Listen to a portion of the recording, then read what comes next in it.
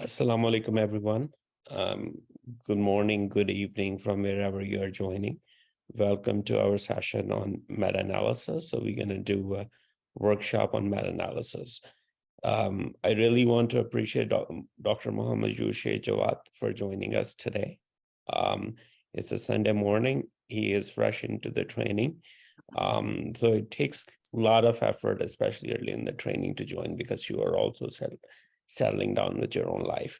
Dr. Yushe Jawad is currently a psychiatry resident at Penn State Hershey.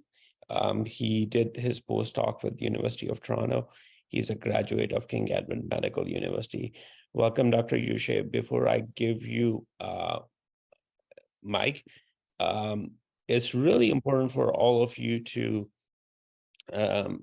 listen to our lecture on the systematic review, because systematic reviews are the prerequisite for doing meta-analysis. So please go to YouTube channel of Apna. So you can search by using Apna. And among videos, there are two videos. 1 second. One is you see systematic review for beginners, part 1 and part 2. So please listen to it before you start doing anything about that. Now let's see. Let me give mic to Dr. Yushe Jawad. Yushe, you are also host. I will stay as long as I can with my video turned off, but then I'll leave at some point. Okay. Thank you very much. Thank you. Thank you so much, Dr. Naveed, for giving me this opportunity to help these young people out. मैंने बस एक question लिखा था. I was just looking around to have a rough idea about our attendees today. So it seems like most of them have some idea around systematic review, and that's great to know, so that we can begin with stuff. And Yushe, I think we have a couple of people who are probably not Urdu speaking. So if we can keep it Okay. thoroughly in English, that would be helpful. Perfect. I'll keep myself in English. I thought everyone was Urdu speaking. That's why I was taking that liberty, but I'll fix that. Okay, so it seems like majority of the people have some idea around systematic reviews. A few of them are fairly new, and that's totally fine. So this is my plan for today. I'll go through with one of my papers that I published last year with expert opinion on pharmacotherapy, expert opinion on drug safety. And after that, I'll not go through the whole paper, but I'll go through the chunks of that paper and then show you guys the thought process behind it. And when we reach to the statistical analysis part, I'll just pull up my software, CMA, load files into it, and see if we can learn together. So before beginning, I have just to share my screen. Just give me a moment.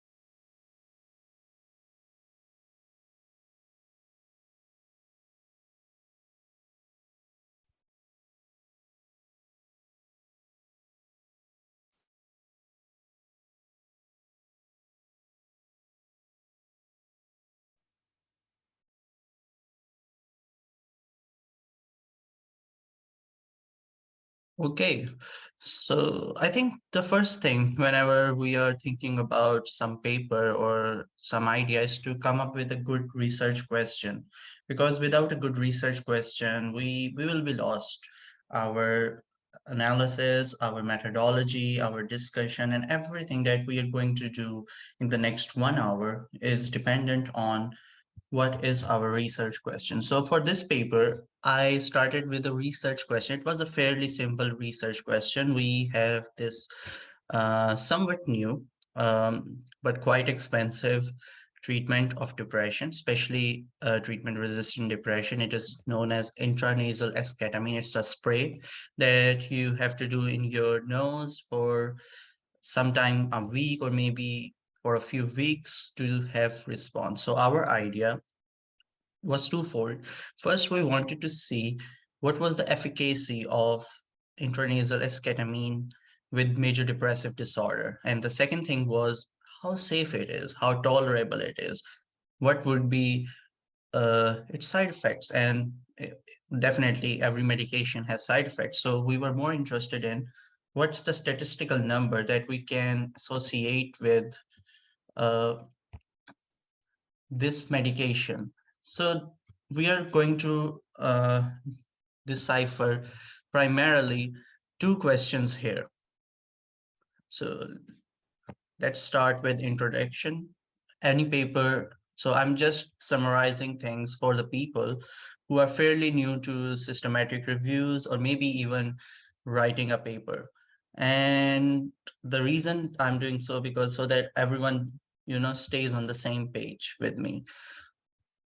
So we start with an introduction. Introduction is just about writing what has been done, giving a background of your stuff. For example, in this paper, since I was interested in depression and treatment of depression by intranasal esketamine. So I started with a little introduction of depression, like its prevalence, what's the prevalence of inefficacy with conventional antidepressants. How many people do not respond to conventional antidepressants and what ways do we have? And with that, like one paragraph or maybe two paragraphs around the rationale. Why is it so important to actually see into this intranasal esketamine? I move towards actually describing the treatment that I'm going to analyze in this paper. Sorry. So my second paragraph is mostly focused on, as you can see, about intranasal esketamine when it was FDA approved. FDA is just an authority in US that approves medications and gives a green signal that yes, people can use this medication. I write a little bit about how this medication works. And at the end of the day, it's like very important to give an intro level idea about what research question are we going to tackle in a specific paper. Here you can see my last paragraph.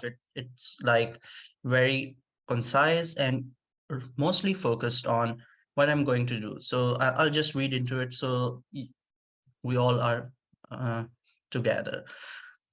Herein, the overarching aim of this study is to synthesize. Synthesize just means taking evidence and collecting it and maybe producing better evidence. The efficacy and safety of adjuncting intranasal esketamine with an oral antidepressant as a maintenance treatment in MDD. So there were a couple of things that I want to go through about these lines before I go ahead. First things first, intranasal esketamine is not usually given as a standalone treatment. It's given with some ongoing oral antidepressant treatment. So that was one thing I was interested in. I didn't want to just focus on the studies that used intranasal esketamine on its own for any reason whatsoever.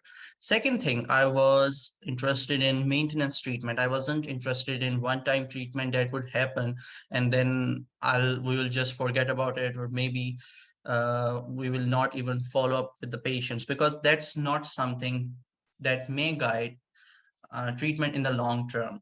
So, and the third thing that we were primarily interested in was remission and relapse rates. So remission is just about how many patients actually went down and had no depression after treatment on a standardized depression scale. On the other hand, relapse is if someone has gotten better, but now they get a depression again. Maybe sometime in future, we say that they have relapsed. It's important nowadays to actually register your protocol with Prospero. Now I'm jumping towards methods. And why is it so important? It's not any as such requirement, but most of the good journals, most of the journals that have good impact factor, they actually have this in their guidelines so that all the systematic reviews, meta-analysis, scoping reviews, or any of these kind of stuff should be registered a priori, either with Prospero or with open source framework, which is OSF, Open Science Framework, sorry, OSF. So it's important that you at least register a protocol in the middle of your research rather than just waiting it to end, because this process might take a couple of weeks for them to show in their system. The second thing was now we have a research question.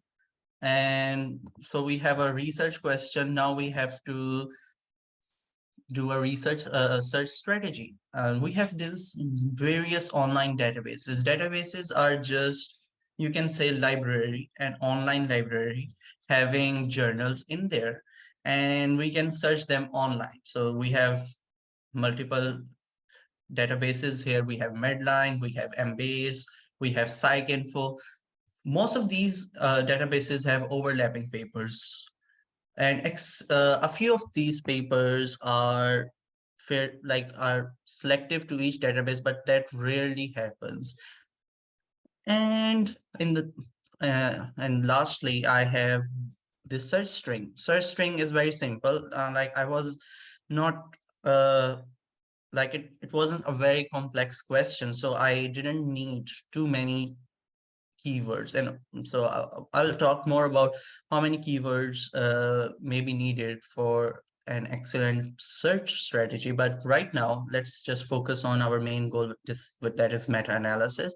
So I started with intranasal or nasal, just to make sure that I uh, cater all the words, and then esketamine. I didn't put depression here because I wanted it to be a broad term and I didn't want to miss any papers.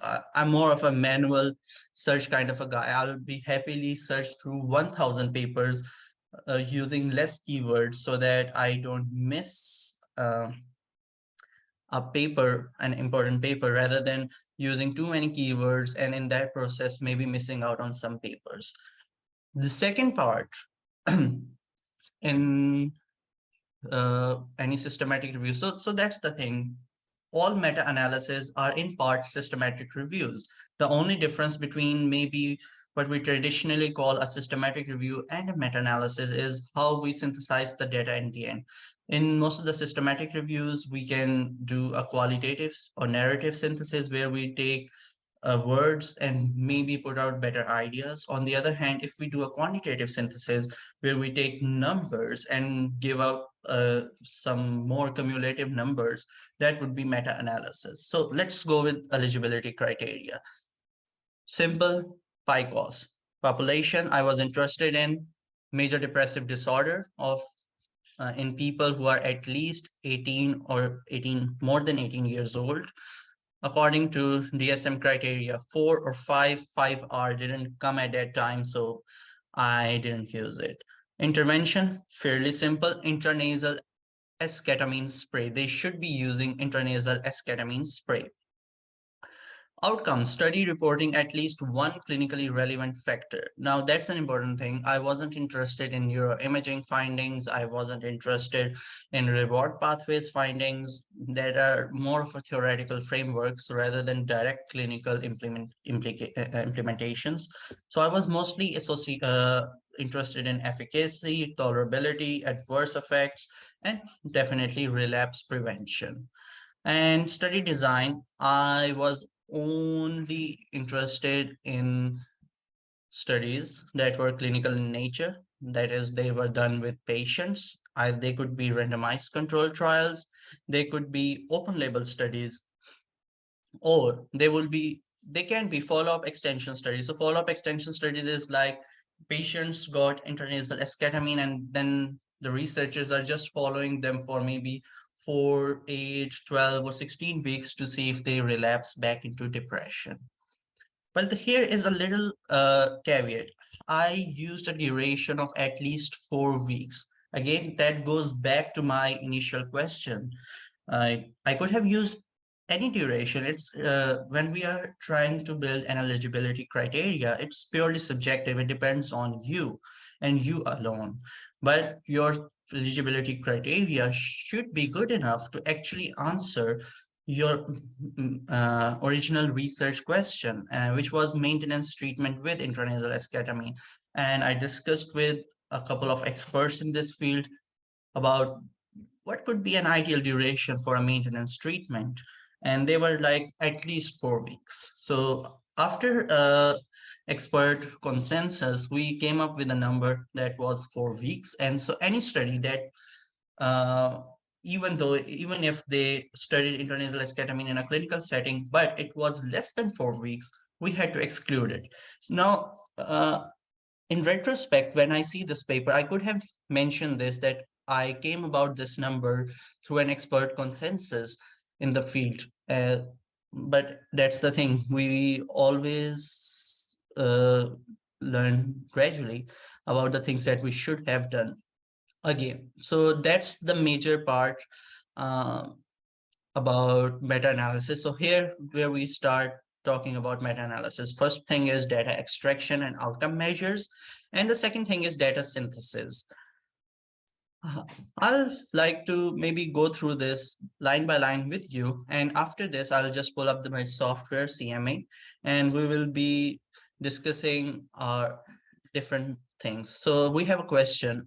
What are open label studies? That's a good question. Thank you for asking. I cannot really see the name, but I'm glad someone is asking questions. You can always, ask question. I want this to be a little interactive rather than a fairly rote kind of a lecture. So open label studies are those studies that are not blinded first. For example, we take patients of depression. Everyone knows that they are patients with depression. There is no blinding. And second, there is no control. We are not comparing uh, depressed patients with patients without depression. So these kind of studies are called open label studies. A similar word of real world studies, because these studies often have broad inclusive criteria, is also used. Okay, so let's start with data extraction and outcome measures. Just before I go ahead, I'm giving like a minute or two if someone has any question whatsoever about whatever we have discussed, so that I know like we are getting along together fairly well. Anyone?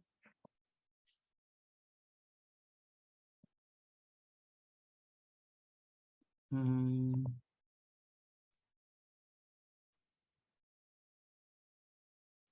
Okay, so the person who said कुछ समझ नहीं आ रहा, I can understand these things can be a little daunting at first, and unfortunately, it's very hard to explain everything in a single lecture, because these research strategies and these are fairly complex topics. So my idea is not to bombard you with too much information. That's why I shared a couple of resources that you can read on your own, and you might have to read them to understand these things better and in a more holistic way. My idea is just to give you a good starting point today, so that you know what you're looking for and what are the very basics of writing a meta-analysis or systematic review. But I'm happy to answer if there are any um, more questions. So that's a very good question. How many articles we should review for meta-analysis? Yesterday, I shared a very good topic, which was, and Dr. Naveed has shared that chapter here as well. So just I'll take a minute or more just to talk about the resources that I have shared. This is a fairly new book, Introduction to Meta-Analysis. It is by Dr. Borenstein. Dr. Borenstein is a biostat professor in US as well as UK. He is one of the founders of latest techniques that we use in meta-analysis. Also, he has his YouTube channel. He is the person who came up with the software comprehensive meta-analysis, CMA. So this is like, these are like very important resources. You will find every question on your journey. And this book, Introduction to Meta-Analysis, it's a good reference book. You can, I'm not suggesting that you read it in like one setting, but when you start working on your meta-analysis and you are stuck with a question, this is the book that you should refer to if it can answer your question. And most of the times it will. In a very rare occasion, it might not. It's also like good idea to reach out to any expert who have more information around this. So coming back to original question, how many studies should we have to conduct a meta-analysis? Theoretically speaking, you can conduct a meta-analysis with 2 studies, but the question arises from that point, if it's a good idea. For example, there are 2 studies, both of those studies are fairly low quality, and you conduct a meta-analysis around that, you get a number. So the number isn't really important. Number only matters if you are following a good, thorough methodology.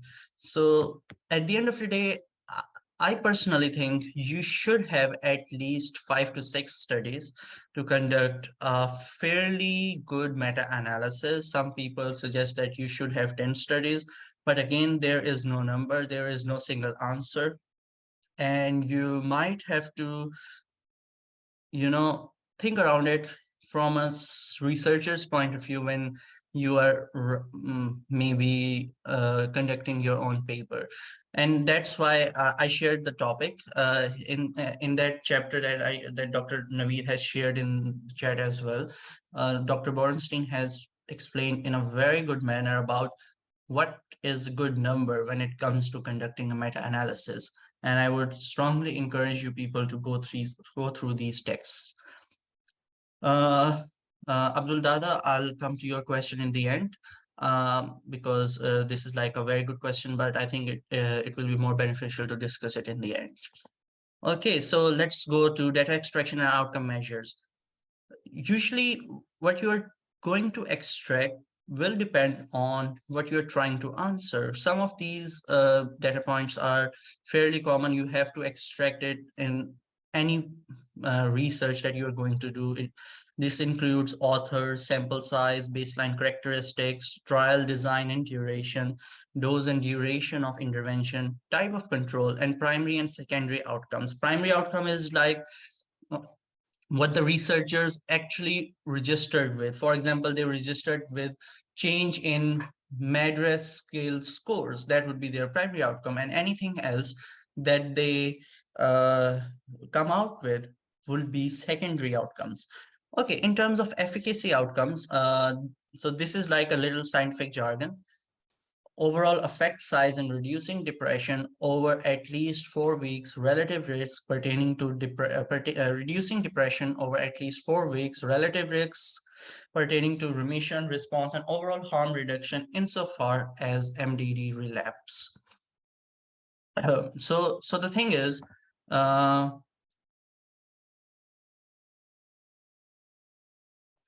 okay, I'm having a look around your questions. I think I'll come towards the questions in the end once we are done with this part. Okay, so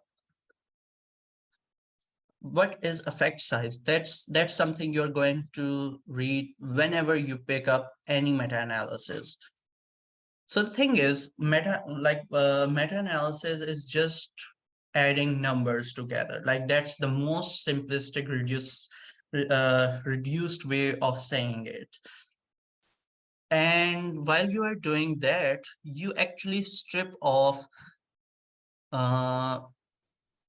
units. For example, if we are talking about reducing depression, one paper might have used MADRS scale, which is like a set of questions to measure depression, and other might have used some other scale. But when you are doing a meta-analysis, you are actually stripping away what they have used and converting it into an effect size. Now, effect size could be zero. Zero effect size means that it doesn't work at all. Less than zero, it depends on if you are corroborating negative numbers with improvement. For example, in this case, reduction in depression would be a negative number. I use negative numbers to actually, let me see if I can show you. Okay, here. So can you guys see my screen?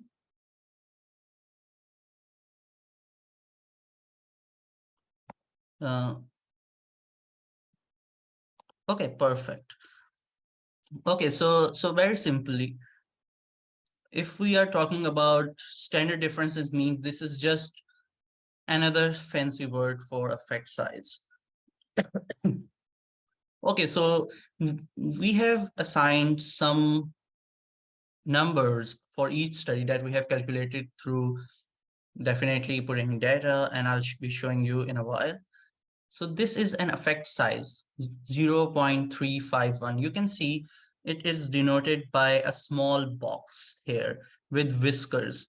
The small box tells us that this is the effect size, and the whiskers tell us about how like what's the spread of it.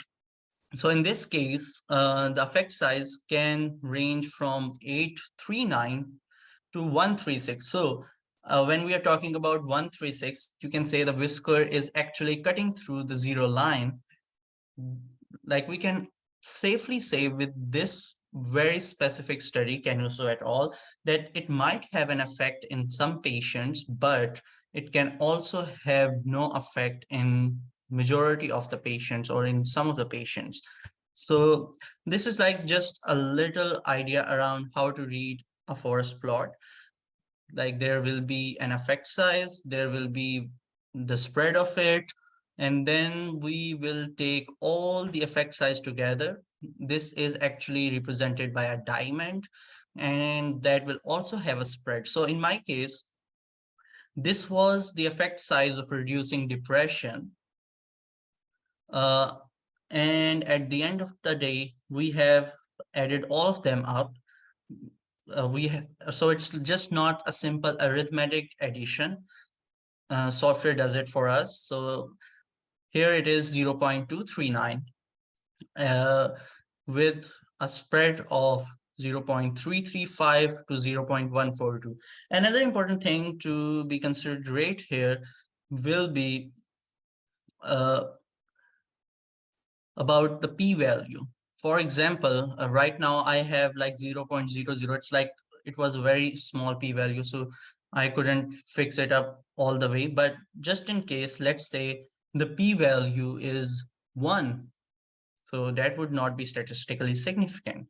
So these are the two numbers that tell us about, like in a very, again, in a very reductionist capacity, that this thing has an effect, and this is the p-value associated with it, so that we are sure about that it's like a true measure, not rather than so that we can actually, you know, uh,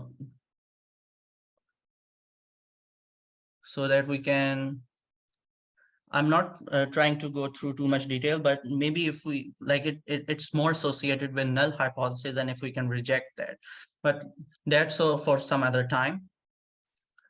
Again, I'm going to come back to my original methodology so that we can talk about it more. Any questions so far?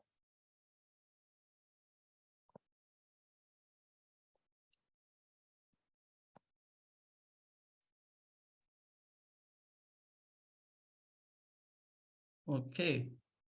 Okay, then maybe we can go back to our.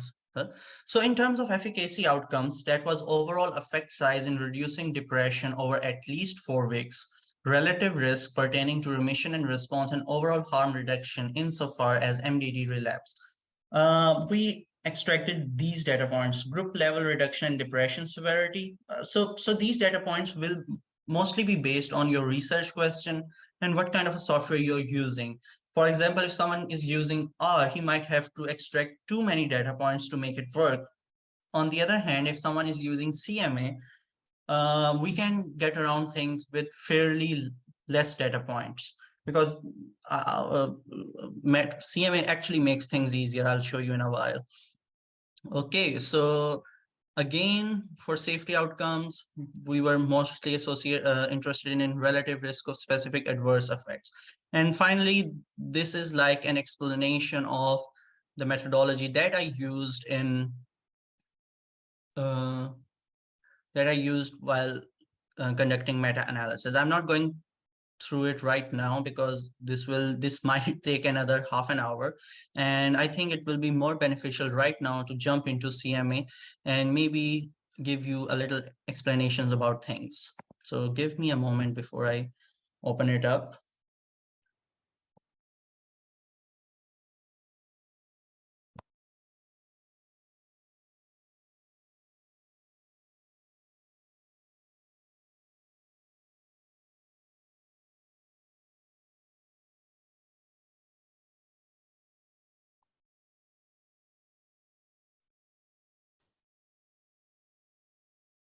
Just before I begin, can you see my screen in CMA software? Anyone?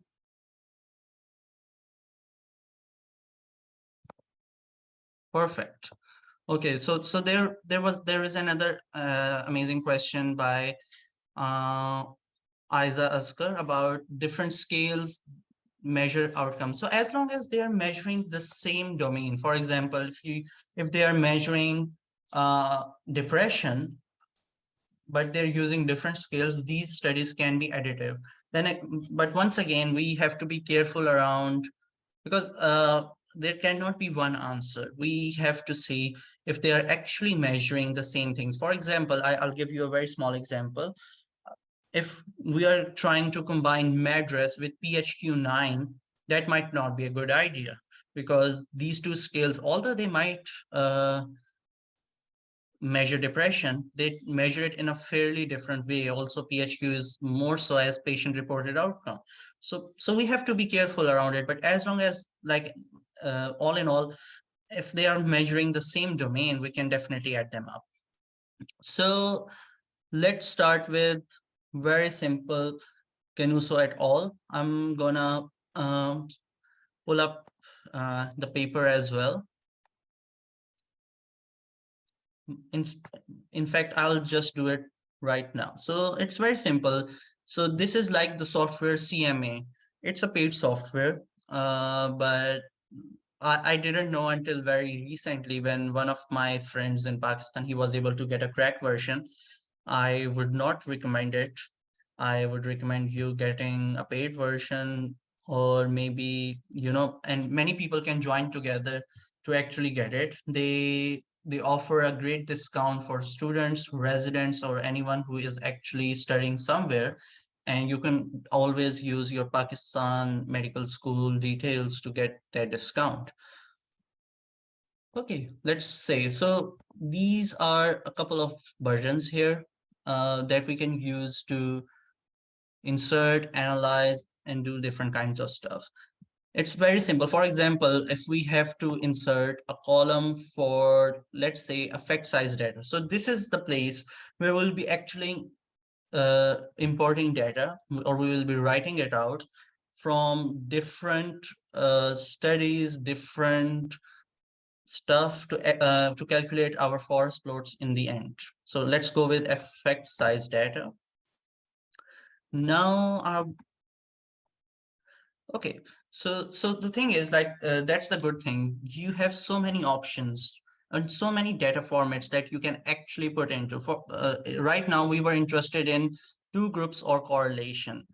Now, so dichotomous number of events, definitely the depression scale is measured on a continuous scale. It's like just not one number out of, like, it's not 3 out of 5 or 5 out of 5. It could be 3 by 5 or something like that. So we'll be mostly dealing with continuous or means when it comes to analyzing data from any psychiatric or psychological domains. So let's say continuous means. Now that's an interesting thing. It gives us multiple things here.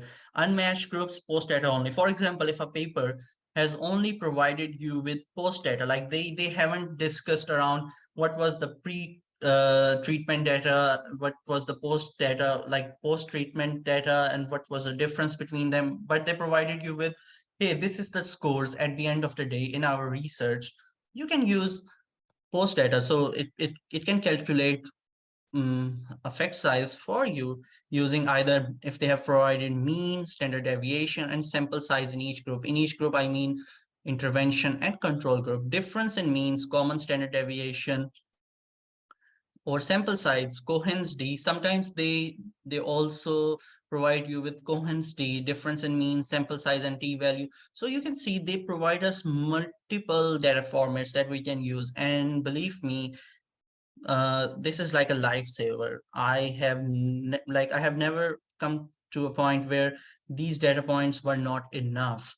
Every paper they have mentioned at least one of these data points, and if they haven't uh, included one of these data points from these four major groups, then most likely that paper is not a good paper to be included in your meta-analysis, because it has so much of a missing data around it. Or it can be used for an pre and post data. So for example, if they have provided us with means, standard deviation, pre and post. So means and standard deviation, pre and post, means they have provided us a mean depressive score before treatment for both of the groups alongside standard deviation. Then they have provided us a post data analysis, like for example, the previous pre-treatment data was pre-treatment measurements were around maybe 20, and after treatment it reduced to 10. So you can use that. Most of the papers do answer pre-post correlation. They have written in it somewhere, but if it's not there, we can always start with 0.5 and increase it to 0.8 just to see if our effect size changes. And if it does, then definitely we have to be more careful around what number we use. But in majority of the cases, changing pre-post correlation from 0.5 to 0.8 doesn't really change um, our effect size. So that's another data format that we can use. And then so there are like more than 100 data point sets that you can use to actually conduct a meta-analysis with CMA. And that's the thing I love it about, because as doctors we don't really have such time to actually understand baseline kind of software programming that comes with R or maybe other softwares. It just makes things so easier, and that's why most of the people that I know who are conducting meta-analysis in major universities, they use CMA because it just saves time. They can focus on other things. And secondly, CMA is a little more powerful than other softwares. It can help you calculate some stuff that you cannot calculate in R. And I'll talk about that later on. So let's say I select this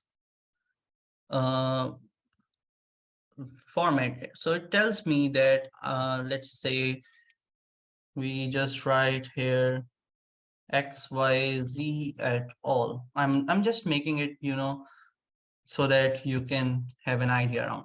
So it tells us to see if what was the intranasal esketamine mean.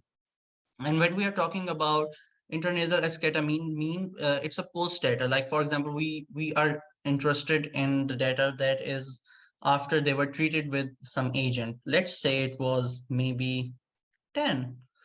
And then there will be a standard deviation associated with, there's always a standard deviation with mean. Sometimes they mention standard error, but that's not a hard thing to do. You can always convert standard error into standard deviation. You just have to Google it up. There are multiple online calculators where you put the number of participants and standard error, and they would calculate a standard deviation for you right away. So let's say it's 5 and the sample size is 20. And the second thing is intranasal placebo. And we read through the papers and we find, oh, so in placebo, after treatment with placebo, the mean reduction, or maybe mean, not the reduction, but the mean measurement on their scale was maybe, let's say, 8, because they were treated with placebo, and the standard deviation was 2. And sample size fairly simple. Mostly it's the same between intervention and placebo groups. So I'm going to put here 20. Now that's an important thing, effect direction. So what does effect direction means? Effect direction actually means that, for example, your effect size, if it's going to be in negative or positive. So we have three options here: negative, positive, or negative means that your effect size will be calculated in negative. That is for different standard, for example, this standard difference of mean, which is another name for effect size. If negative means that the stuff is working, and the positive means that the stuff isn't working, we'll be selecting negative. On the other hand, if it's like if it means that positive means that the agent is working, while the negative means that the agent isn't working, we will be selecting positive. But I always use auto, and it, you know, help me out sometimes, but mostly it doesn't. So that's always a better idea to actually understand what are we going to do. So here we'll be focusing on negative, because we want to see if things are actually working in the same direction or not. And once you have put in all the data around studies and their mean, standard deviation, sample size, or it could be anything else. For example, here I didn't have that data set in the paper, the only data they provided. So these formats will depend largely on what data studies have provided in their paper. They provided me with intranasal esketamine mean difference, then esketamine difference sample size, then placebo mean difference in standard deviation. And so this is like intranasal esketamine mean difference. It means that this was the difference between before esketamine treatment and after esketamine treatment, subtracting this up. And so was this. And simply, most of the time they will be using the same jargon. For example, they will be using mean difference in paper, and all you have to do is just copy that mean difference and put it here. And let's see if I can show you another, let's say here. So we just did that, and this is like another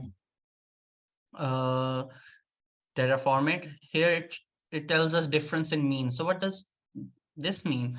It's fairly simple. So they take means after treatment and see what was the difference in means between esketamine treatment and the control group. This is like the most common measure that you might see in clinical trials. And there was -450 between esketamine and control.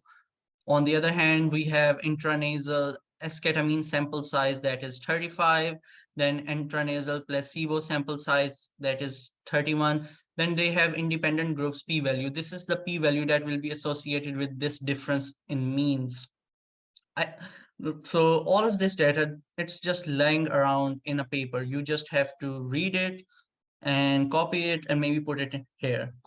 So the tail means that, for example, when we are actually measuring depression and we treat depression, it can either increase or decrease. So there are both possibilities. In that case, you will be selecting, in short, 2, because it has both possibilities. And if like there's only one possibility, for example, you are talking about death, either a person can live or they can die, and you're mostly interested in mortality. There's no other way around it. So that in that case, the tail will be 1.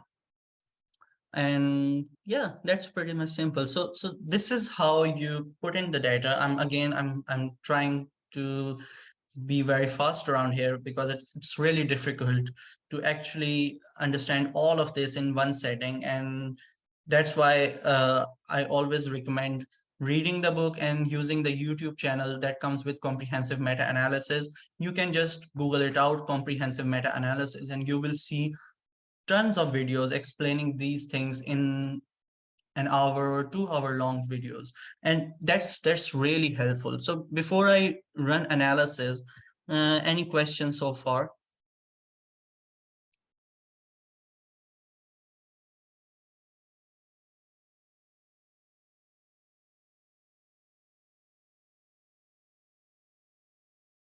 So we have a question: what kind of studies should we select for meta-analysis in databases like CT, RCT, or observational? We can include anything. You can do a meta-analysis is just like adding studies together. You can add any study together. That's the baseline. There is no requirement that you can only do a meta-analysis with RCTs. You can do meta-analysis with open label studies. You can do meta-analysis with real world studies. You can do meta-analysis with everything, with observational studies. But the question is, are you getting something productive from that addition? So that's why I always recommend reading through the chapter that I shared, that Dr. Naveed has shared very recently in the chat box. It tells you when it's a good idea to do a meta-analysis, because it's not always a good idea to do a meta-analysis. Sometimes it's actually a bad idea, and the number can be deceiving. And yeah, you can use RevMan instead of CMA. That's not a problem. I'm not well aware of how RevMan works. I have mostly worked through CMA, but definitely you can use any software that you like. RevMan or R, these are like free softwares, and that's why they might be more in use. But again, why I recommend CMA. It's because it makes things easier. As a doctor, as someone who is preparing for step 1, step 2, taking prof, this software can be learned in a day or maybe half a day. On the other hand, when it comes to RevMan R, it takes quite some time.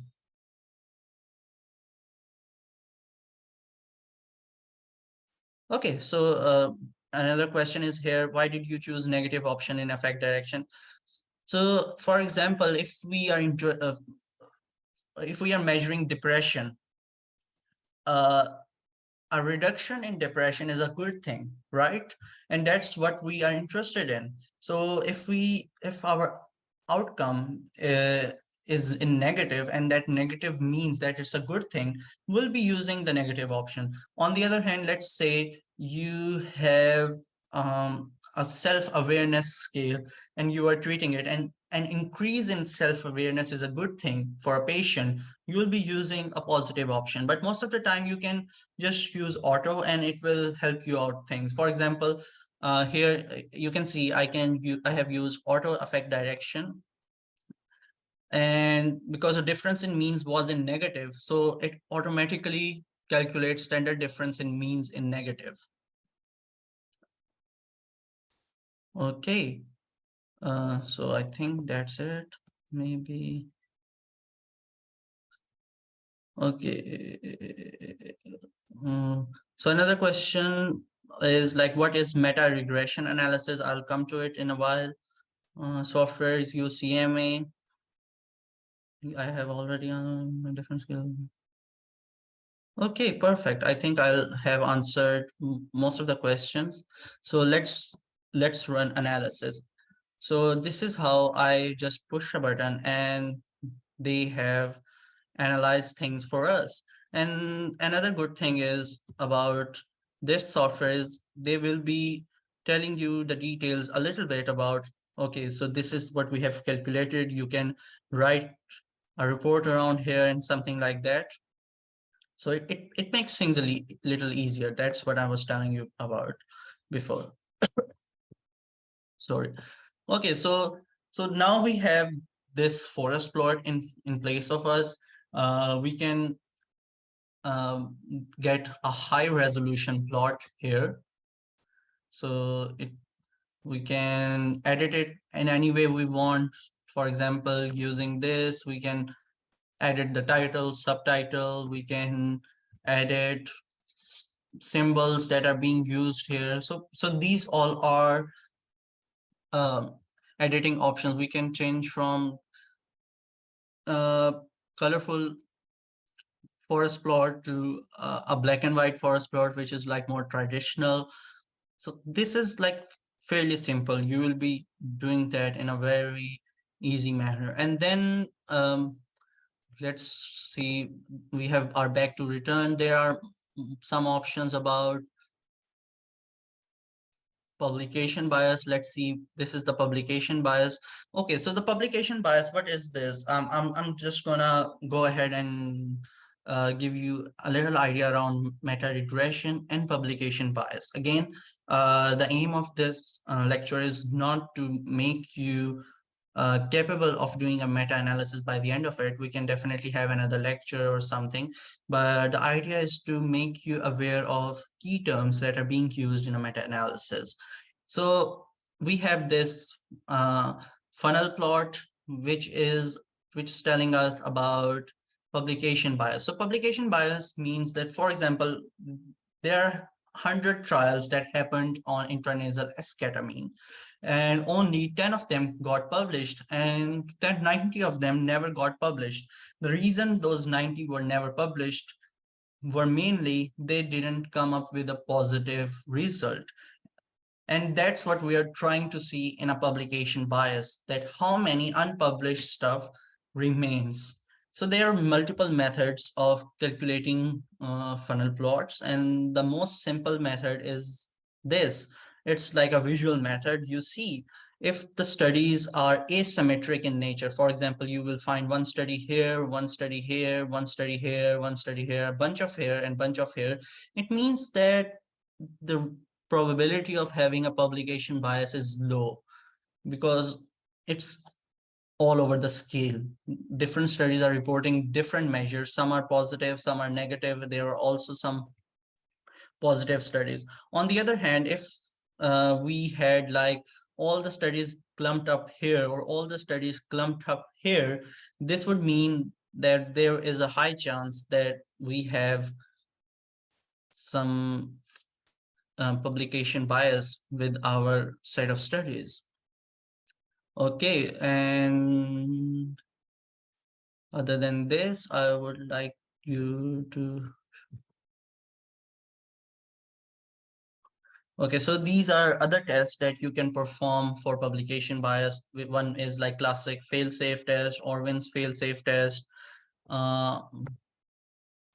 then Kendall statistics, Eggers regression intercept, dual and Tweedie's trim and fill. So you can use these tests. Each test would take some time to explain, but they are not that complicated. You can always Google it up and you will be able to know how to interpret them and what can be used for it. Okay, so let's go with another thing that I want you to, that is meta regression. So what is meta regression? Meta regression is a very simple term.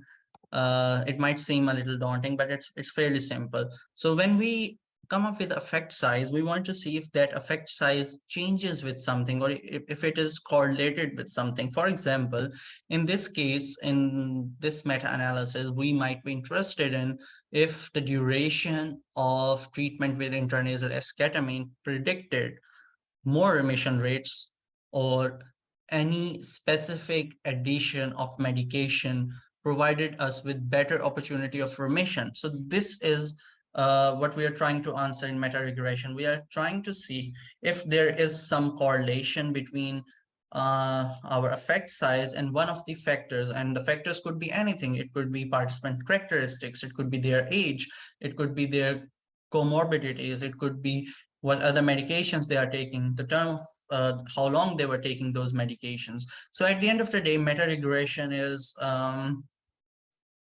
just answering the question if things are interlinked in some way. And again, it makes things easier.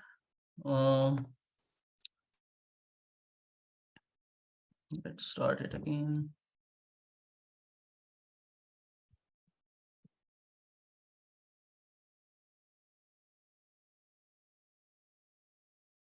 So I'm not going through meta regression calculation right now because again, the idea is not to understand everything today. The idea is just to have like a very introductory kind of a thing around meta analysis.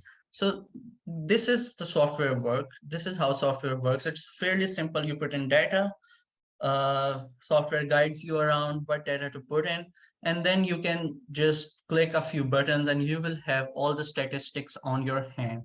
You don't need any information around what to use, what not to use, or any kind of this stuff. And what makes it even more fun is that there are a bunch of videos uh, that CMA has made officially available to everyone, and it takes you step-by-step process for different kind of studies. You will find a meta-analysis for observational studies and how that work being calculated. You will find videos around meta regression. You will find videos around publication bias, heterogeneity, and things like that.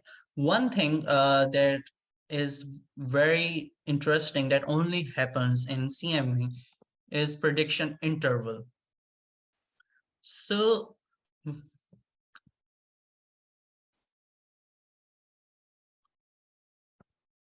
this is like a prediction interval. So when it comes to prediction interval, it's a little different than heterogeneity. Heterogeneity, like for a very long time, people who are doing meta-analysis were very concerned around heterogeneity. Heterogeneity could be I-square or something like that, or maybe tau square. So when you're talking about heterogeneity, we are just talking about how studies that we had in our data set were different from one another. It's a number that tells you just this, but what does it mean for our outside people? For example, what does it mean, like this heterogeneity, how is it affecting us, our uh, pooled effect size? So this is the case here. So when you do a prediction interval, it tells you how that heterogeneity will translate into general population. As you know, like a very basic idea around it, when we are uh, adding studies up, most of the studies have very strict exclusion criteria, and the result that we come up with are mostly um, valid for those study set participants. They have a great internal validity, but very reduced external validity. And definitely then there is heterogeneity on top of that. So distribution of true effects tell us that if we take this number and go out maybe in a clinic or in a hospital and we are treating depression patients who might have alcohol use disorder or maybe any other comorbidity, you can expect a range from here to here. So it tells us that mean effect size is 0.2 and the 95 confidence interval is from 0.3 to 0.1. Now 0.3 is a very good effect size and 0.1 is like very bad.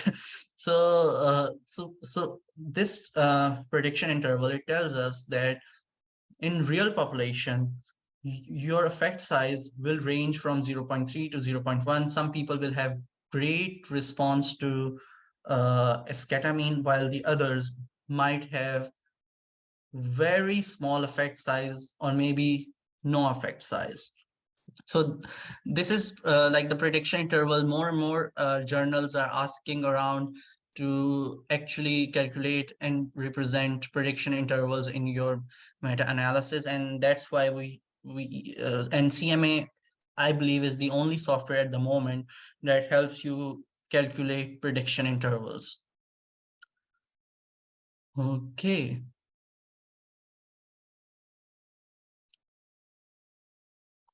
Yep, CMA can be used for single arm and even double arm studies. It can be used for cluster trials. It can be used for any type of studies. Okay, I guess the idea again wasn't to give you a very detailed stuff around this, but mostly I was just interested in giving a very fairly introductory kind of a stuff with sharing all the resources that I had used learning it. So very simple: risk of bias. That's how systematic reviews work. Then there were search results. Then there was methodological quality. And then we had efficacy of short-term adjunctive intranasal esketamine use, safety of short-term esketamine use, some forest plots, remission and response rates. So I'd like to stop here, and I would like you guys to ask me any questions you want. We can have a discussion around it. And more importantly, I like, just for a brief moment, I would like to go through all the resources that we have shared above so that we know how to use it. So again, there's a book known as Introduction to Meta-Analysis. That would be your reference book because it will be dealing with all the important baseline theoretical framework, and you cannot conduct a good meta-analysis unless or until you understand theoretical frameworks behind it. And believe me, it's not that hard. When you read the book, you will love it, and it's a very simple to read book, and you will have an idea around how to do a meta-analysis. What does heterogeneity actually mean? What does prediction intervals actually mean? Is a good idea to do a meta-analysis or not? And the second thing that I would like to show you is CMA meta-analysis YouTube.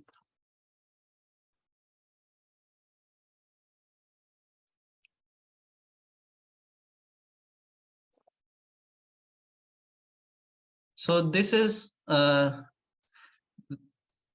the YouTube channel that I was talking about. It's by Dr. Michael Borenstein. You can say it's like a fairly extensive YouTube channel when it comes to comprehensive meta-analysis, and they actually do case studies. For example, they did a case study with ADHD treatment. So they start with 0 and they conduct a whole meta-analysis answering a specific question. And that helps a lot to learn when it comes to people who might have no idea around where to begin. Then they have multiple stuff. They are using different ideas, different stuff to use. It's a very great lecture on heterogeneity and meta-analysis and what does it mean for us. Then this is on prediction interval. So it takes practical and theoretical stuff side by side. I would recommend watching these videos whenever you find time, and they will help you, get better at this more than anything else. Again, as you can see, there are like maybe 14, 15 videos. So it's like around 20 hours of videos, and that's how extensive meta-analysis can be. But you can just start with the things that you're focused on and grow from there. I'll share the link in the chat box. Okay, so someone asked, how did you assess the bias? So assessing bias is fairly simple. All you have to do is download. There are multiple scales that are available online. You can use those scales to actually assess bias. They can be, and these scales are different for different types of studies. For example, for randomized clinical trials, people usually use ROB2. For single arm studies that might be open label, people use Robbins, or you can also use JBI scale. So it doesn't matter what scale you're using, as long as you are using that scale in the right manner, you will be assessing the bias in a study. Okay.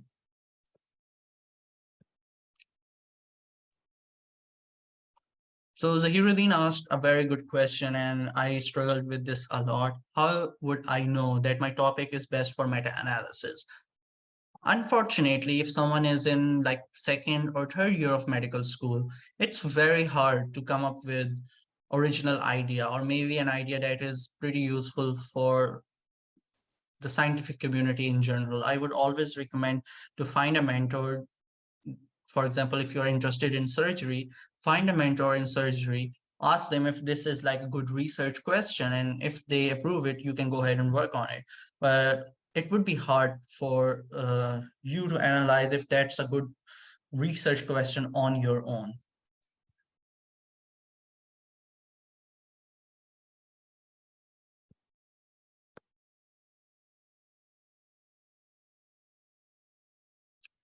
Okay.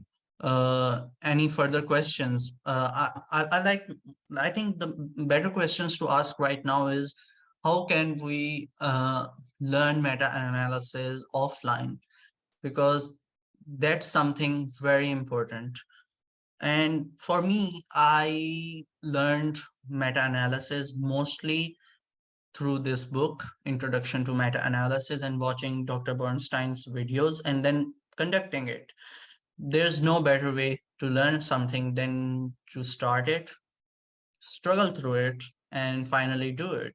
So I think these three things actually make it a lot easier for you to go through meta-analysis. Any more questions, any further questions specifically around learning how to do a meta-analysis?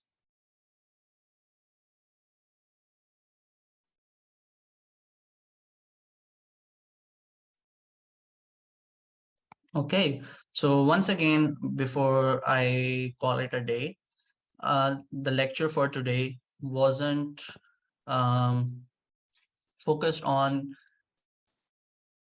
um, like teaching you from A to Z. This is like something people spend their whole lives learning.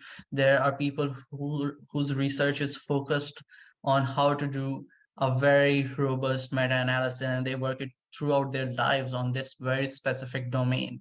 So if you're struggling through it, and if you are still learning through it, it's very normal, because this is something that will take a lot of efforts, and not a lot of efforts, but definitely a lot of time.